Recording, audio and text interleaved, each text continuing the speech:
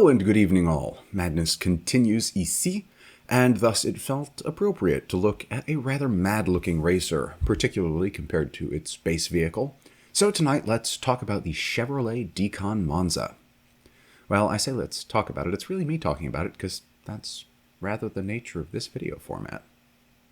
Anyway, the DeKon Monza was, at least nominally, based on Chevrolet's new Monza model, which made its debut for the 1975 model year as a sportier reboot of the Vega subcompact, and hopefully a means of starting fresh after the Vega developed a well-deserved reputation for, well, predictable union build quality, with more than 85% of the first 2 years' production run subject to at least one recall for issues ranging from engines that could backfire, rupture the muffler and cause the fuel tank to explode, throttles that could stick open, or rear axles that could fall off. Nice. While quality control improvements implemented by Mr. John DeLorean, yes, that John DeLorean, did help mitigate these and other vehicle issues like excess oil consumption, overheating, and inadequate rust-proofing, the reputation of the vehicle, and of General Motors on the whole, was rather irrevocably tarnished. Anyway, in need of a sportier vehicle to compete against new arrivals in the segment like the Mustang II, the Datsun 260Z, and Mazda's RX-3, the original plan was to put either a license-built NSU Wankel engine or a lightweight V8 in the Vega before the decision was taken to spin the variant off into a new model, now called the Monza, as a continuation of the nameplate originally used for upscale and sportier versions of the Corsair in the 60s. The rotary power plant could either be reliable or fuel efficient, but not both, with GM's manufacturing processes, and thus it was dropped early in the development plan, and by the time the base model Monza debuted, it was only sporting a 2.3-liter straight four that produced an enormous 78 horsepower. Again, for reference, I have a 1964 MGB that only had a 2-liter straight four and produced 90 horsepower. Admittedly, by 75, it was down to about 78 horsepower as well because of emissions regulations, but still, it's just embarrassing.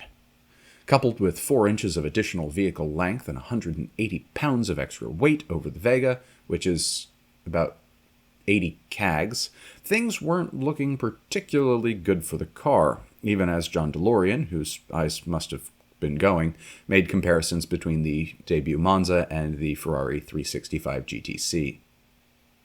Yeah, maybe not. Things would eventually improve somewhat for the road-going Monza, but let's move on. In the world of motorsport, the malaise era for American manufacturers was rather in full swing as well. It was pretty much a Porsche parade across the board, with production racing dominated by the 911 and its many variants. To bring back a morsel of freedom to an increasingly kraut-flavored series, then president of IMSA John Bishop, not John Doonan, who's president now, introduced a new All-American GT class, AAGT, at the behest of Vince Piggins over at GM. And free indeed was the new AAGT rule set, not dissimilar to the GT1 rules that would come about 2 decades subsequent. Some referred to AAGT as a silhouette class, in that as long as the race car had a vaguely similar silhouette to the road car and used a couple of the same body panels, it was eligible as a production car for the purposes of the class. While the creation of this new class was, as best as my research can determine, pretty much intended entirely as a platform for Chevrolet, and to a lesser extent other manufacturers, an easier time of it against Stuttgart's finest, GM's official disinterest in racing nevertheless remained, and with Chaparral out of the racing scene for the time, and frankly much more suited towards prototype development, Chevrolet instead turned to designer Lee Dykstra and constructor-engineer Horst Kvak, owners of DeKon Engineering, to collaborate on developing the racing version of the new Monza. Kvak was an Austrian-born Australian who got his start racing in Austin Healey down under before building his own car, the sale of which financed his emigration to the United States in 1961.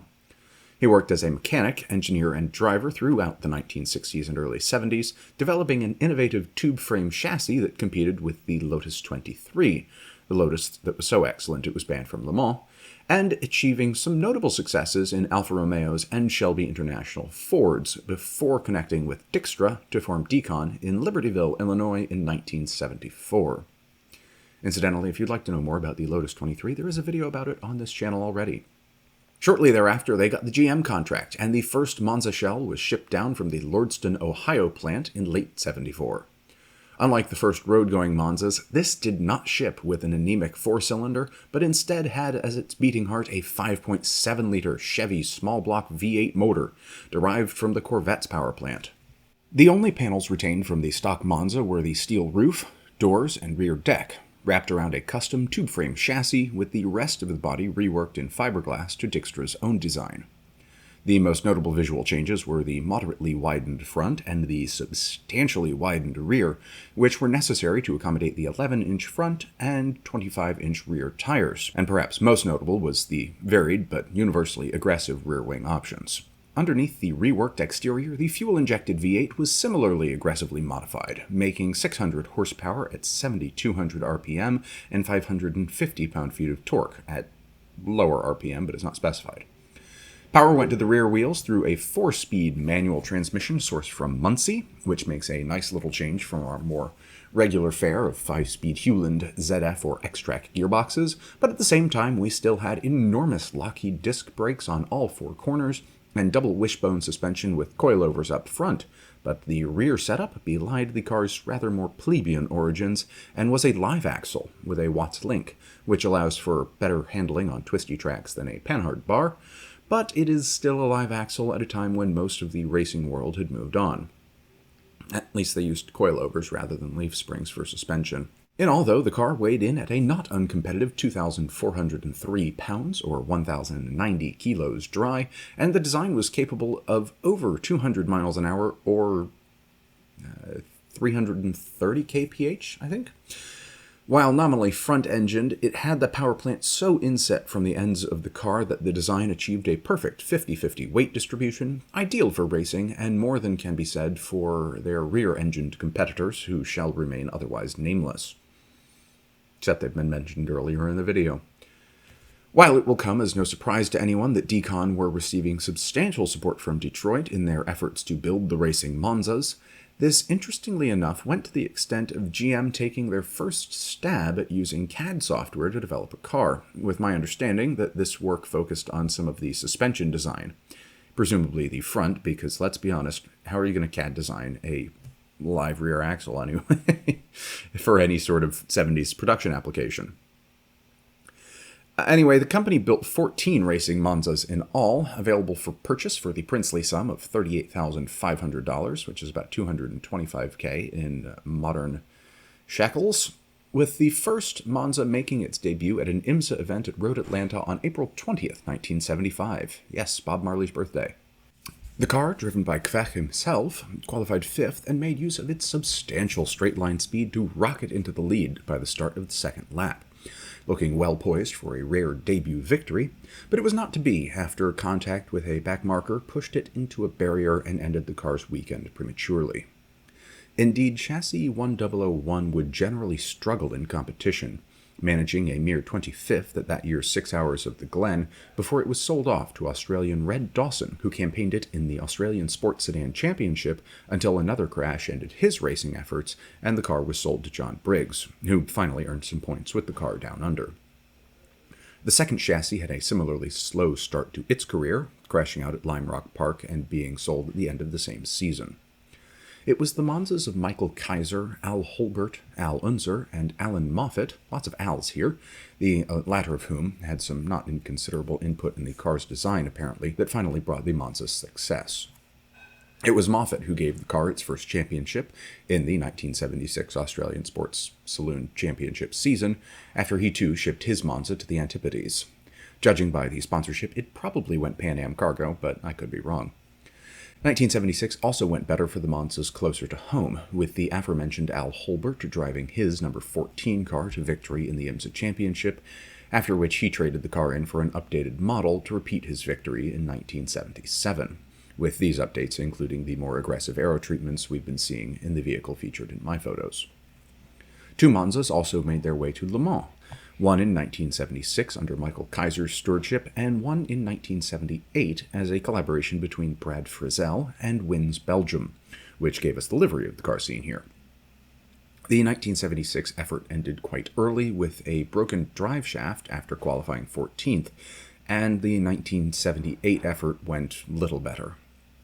They blew both their main and spare engine during practice and had to cobble together a single working one for the race, qualifying almost exactly mid-pack in 26th. They were the only American car entered in the race that year and by far the largest engined. Though the team, which also featured Bob Kirby and John Hotchkiss as co-drivers, made use of the Monza's straight-line speed to rapidly start making up positions, making it into 18th place after only 8 laps after the start of the race, the engine troubles that had started in practice revealed themselves again, and after only 4 hours they were forced to retire with a cracked block and a failing gearbox. Monza's continued to see some competitive entries in national and regional U.S. events throughout the rest of the 70s and 80s, increasingly hobbled by regulation changes, but Al Holbert's historical association with Porsche meant that the Stuttgarters were able to really get hands-on with his first Monza before he sold it, and they reportedly leveraged, or at least considered, some of the construction techniques and design principles used by DeKon in designing the 934s and 935s that would return Porsche to dominance on this side of the Atlantic after 2 seasons of Fortunate Son playing at high volume whenever a Monza beat a Porsche.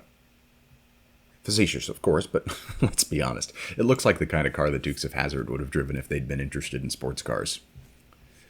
There were other Monza-bodied silhouette cars built by privateer manufacturers to compete in the same class as the DeKons, and DeKon indeed used 3 chassis that were otherwise used for Monzas in other General Motors cars. I think 2 Camaros and a Chevelle?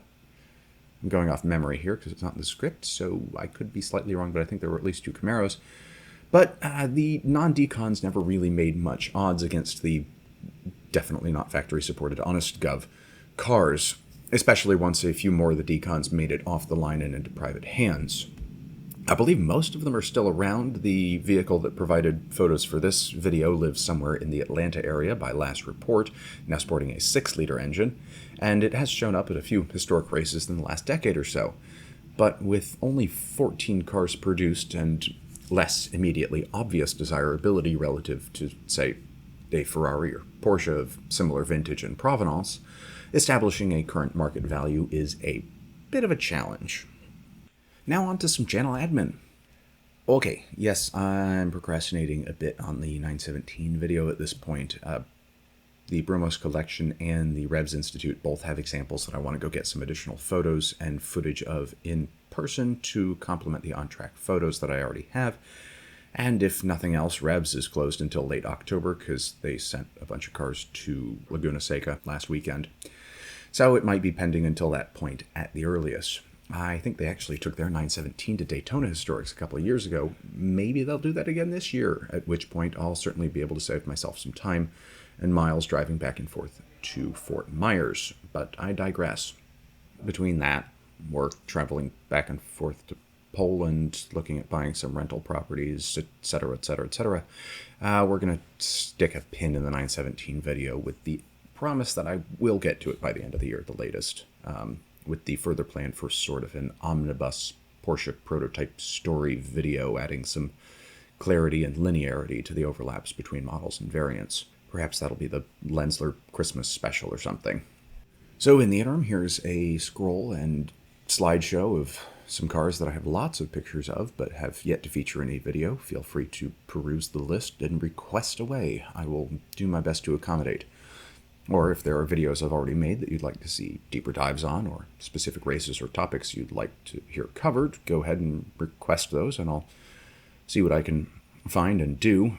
Although for races between the late 70s and early 2000s, Duke Video remains an absolute bitch about with their stranglehold on any footage from those races. Bear in mind, of course, that race reports do also take a little bit longer for me to write, but I will do my best to keep a weekly upload schedule. We will see. Or we can do a comparison video of many gratuitous exhaust flame shots. That's always fun. Also, on the note of traveling back and forth to Poland land, I have about a 4-hour layover in the UK that involves transferring from Gatwick to Luton, and thus I will have a bit of extra time to post some photos to any UK-based viewers if anyone wants to support the channel through Buy Me a Coffee. That is for my early October trip, by the way. As a reminder, for a nominal donation, I'll be happy to print and mail to you the photo of your choice as long as it's my own photo. Just put in the memo the video and timestamp, and I will reply back to you to confirm the exact photo and get your mailing address. Owing to the additional transportation costs, we're going to use a 1-to-1 exchange rate for pounds to dollars. Sorry, not sorry.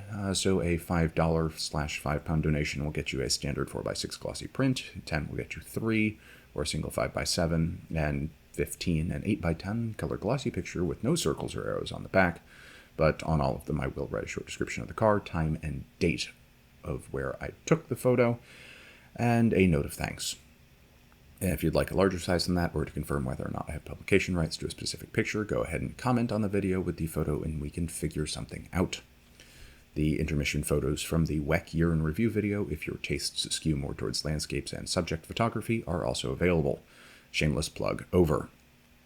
For this week's call to action, not featuring the 3 sacred words of YouTube, like, comment, subscribe, is merely to remember that the second best way to have something named after you is for you to discover it.